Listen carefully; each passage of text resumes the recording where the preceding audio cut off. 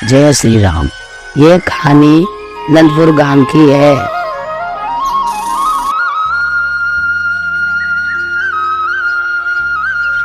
वह एक धीरज नाम का किसान रहा करता था। उनकी पत्नी का नाम शीतल था। 2 छोटे छोटे बच्चे थे, एक लड़की एक लड़का। उनका नाम था लड़के का सूरज, लड़की का नाम किरण। धीरज की दादी ने धीरज को पाल के बड़ा करा था। ब्याह भी उन्हीं ने करवाया था। बचपन में जब थोड़े से बड़े हुए थे धीरज, तो उनके माता पिता नहीं रहे थे और दादी नहीं पाला, दादा भी नहीं थे। धीरज के एक गाय थी, उसकी देखभाल किया करते थे और बहुत गरीब था बेचारा। एक दिन धीरज बहुत परेशान होके दादी से बोला, दादी माँ, हमारे पास जमीन भी थोड़ी सी है और मैं कुछ करना भी चाहूँ तो मेरे पास पैसे नहीं है, तुम ही बताओ मैं क्या करूँ। दादी माँ बोली, बेटा जैसे परेशानियों से मैंने तुझे पाल के बड़ा करा, ऐसे ये परेशानियां दूर हो जाएगी। दादी बोली, बेटा घबराओ मत, भगवान कोई न कोई उपाय जरूर बताएंगे। तुम्हारे दादाजी की जो बैलगाड़ी है उसको बेच दो और तुम अपनी जो छोटी सी जमीन है उसमें पानी का बंदोबस्त करो और कुछ सब्जियां बो तो कुछ बढ़ेगा काम। और धीरज बोला, दादी माँ, ये मैं बैलगाड़ी की जो बेच रहा हूँ और इससे मेरे क्या होगा। धीरज की पत्नी बोली, तुम बैलगाड़ी दादाजी की मत फेंको, अपने बुजुर्गों की निशानी से तो हम काम करेंगे। मैं अपने पीर से, अपनी माँ से कुछ पैसे उधार ले आऊंगी और तुम अपना इंजन विंजन पानी का लगा के और अपनी सब्जियां बो, कुछ भी हर तरह की सब्जी बो, जरूर हम कामयाब होंगे। और धीरज की पत्नी अपनी दादी माँ को प्रणाम करके और अपने पीर गई, टांगे में बैठ के पीर गई। वहां जाके अपने पिताजी को प्रणाम करके और अपनी माता जी को प्रणाम करके, बेटा अचानक कैसे आना हुआ। पिताजी मैं एक काम से आई हूँ, आप मना नहीं करो तो। बोलो बेटा। मुझे कुछ पैसे चाहिए और हमारे खेती करने के लिए इंजन फिट करेंगे, सब्जियां बोएंगे, वो बहुत परेशान हैं। फिर उनके पिताजी ने बोला, बेटा चलो तुम ले जाओ, तुम्हारे इंजन कर लेना और सब्जियां बोना, तुम्हारा काम चालू हो जाए, यही हमारी आखिरी बात है। और उनके पिताजी ने कुछ उनको 1 लाख रुपए दे दिया। और दूसरे दिन सवेरे शीतल पैसा लेके अपने माता पिता के यहाँ से वापिस तांगा गाड़ी बैठ के घर आई और अपने पति को, धीरज को दे दिए। धीरज ने बाजार से जाके और इंजन खरीद के लाया और अपने इंजन लगाया खेती पे। हर तरह का बीज ला के सारी सब्जियां बोई, आलू मटर गोभी सब।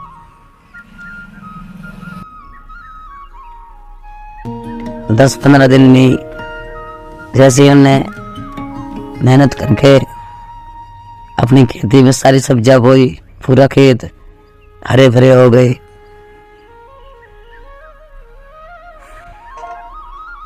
और धीरज थोड़ा सा खुश रहने लगा। शीतल, तुमने बहुत ही अच्छा करा मेरी मदद करके। आप देखो मैं धीरे धीरे कैसे काम करता हूँ, दादी माँ भी खुश हो जाएगी, दादाजी की बैलगाड़ी भी नहीं बेचनी पड़ी। अब से जल्दी रोटी बनाने लगी और धीरज अपने खेत में जाने लगा रोटी खा के और अपने खेत पे इंजन चालू करके सारी सब्जियों को पानी पिला रहा और खूब अच्छी तरह बुराई बुराई करके खुश हो रहा। ये सब्जियां अच्छी बलियारी आ गई। कुछ ही दिनों में मेरी सब्जियां मार्केट में जाने लगेगी और धीरे धीरे मेरी परेशानियां दूर होने लगेगी। और अब पिछले महीने में दीपावली है, जब तक तो मेरी सब्जियां खूब अच्छी गिरो कर जाएगी। धीरे धीरे शाम को आया, घर बोला इसी तरह अब अपने सारे सब्जियां आने लगी है। मटर, टमाटर, हरी मिर्च, हर तरह की सब्जी लग रही है। तुम मेरे साथ चलो, देखो सब्जी मेरी मेहनत कैसे रंग ला रही है। और बोली चलो हम भी चलते हैं तुम्हारे साथ। और दोनों पति पत्नी खेत पे खड़े हो गए अपनी सब्जियों को देख रहे हैं और अच्छी तरह बोल रहे हैं अब तो हमारे दीपावली भी अच्छी तरह मनेगी। शीतल और धीरज अपने खेत को देख के खुशी दोनों वापस लौट के आ रहे हैं। रास्ते में दो लड़के मिले, बोले भैया अब तो तुम्हारी खेती खूब अच्छी हरी आ गई है। हाँ भाई, मेहनत कर रही है भाई, इसलिए। और बोल रहे हैं कि ठीक है भाई। वो अपने घर पे आ गए। दादी बोली बेटा खेत में भी आए क्या? हाँ दादी माँ, तुम्हारे आशीर्वाद से अब जल्दी अपनी सब्जियां मार्केट में जाने लगेंगी। धीरज और वो तो दोनों घर पे आ गए। अपने घर पे बैठे दादी माँ के साथ भोजन वोजन करने लगे। शीतल गाय को चारा वारा डालने लगी और वो गांव के लड़के दोनों चोर थे, टोकरे ले लेके और शाम को 7 बजे के बाद खेत पे पहुंच गई और टोकरे भर भर के सारी सब्जियां तोड़ने लगे। कच्ची कच्ची सब्जियां सारी सब्जियां तोड़ के 2 टोकरे भर के और अपने रक्शे में रख के और वहाँ से निकल लिए और मार्केट की तरफ ले गए। कि दोनों बोले आज हमें किसी ने देखा नहीं, हम इस सब्जियों को बेच के कुछ पैसे हमारे हाथ में आ जाएंगे। धीरज फिर सुबह अपने खेती पे गया, देखा तो सारी सब्जियां जो देखे खुश हो रहा था सब तोड़ ली और बड़ा ही उदास हो गया और वापिस दौड़ा दौड़ा घर पे आया। बोला ये शीतल, कल तो हमारी जितनी सब्जियां थी सारी इसने चुरा ली। वो 2 लड़के जो बात कर रहे थे उन्हीं ने तोड़ ली। उनकी नजर पड़ी खेती पे और हमारी सब्जियां सारी मैं मार्केट में ले जाने की सोच रहा था, सब तोड़ ली। दादी माँ बोली बेटा परेशान मत हो, रात के टाइम में। दादी माँ बोली चिंता मत कर बेटा, आज रात को मैं तुम्हारे साथ चलूंगी और लठ ले लो। जब भी चोर घुसेंगे उनकी आदत पड़ चुकी है सब्जी चुराने की और हम वहाँ छुप के बैठ जाएंगे इंजन के पास। जैसे ही वो आएंगे उन्हें पकड़ लेंगे और सारा पैसा उनसे हम भरवा लेंगे।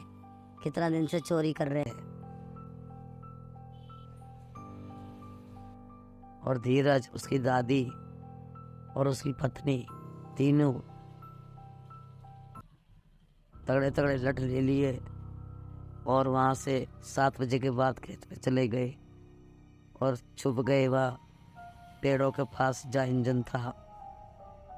फिर वो लड़के टोकरे लेके पास रक्षा खड़ा करके दोनों आए और जैसी सब्जी तोड़ने लगे और धीरज ने और उसकी पत्नी ने खूब लट मारना शुरू करे उनमें, और वो चिल्लाने लगे जोर से। अरे भैया हमें छोड़ दो। अरे हमने सोचा कि हमारे पास कोई पैसा नहीं है, तवारा आ गया है, हम भी थोड़ा बहुत पैसा कमा लेंगे, अब हम कभी चोरी नहीं करेंगे, भैया हमें छोड़ लो, मत मारो। और छोड़े नहीं उनने, मारते हुए उनके गला मान पकड़ के धीरज गांव में चलो, सबके सामने चल के बताओ कि मैं मेहनत कर रहा हूँ, तुम कब से चोरी कर रही हो। और गांव में सबके सामने ले गए। गांव वालों ने कही तुम चाहे कुछ भी करो, तुम्हारे घर से माँ बापों से बोलो कुछ करो, ऐसा है इनका जितना लगो है तुम दो। और उनके माँ बाप लड़कों के आए और उनसे हाथ जोड़ी करी, भाई इनकी पुलिस में कोई रिपोर्ट मत कर रहा, हम पैसा दे देंगे, इन्हें छोड़ दो, एक बार माफ़ कर दो। और उनने उनको 10,000 रुपये दिए, बोले आज के बाद में हम तुम्हारे खेत की तरफ कभी नहीं जाएंगे भैया, हमें छोड़ दो, माफ कर दो। उनके माँ बाप ने माफ़ी मांगी। जब धीरज ने उनको छोड़ा और 10,000 रुपये दिया उनकी दादी माँ को,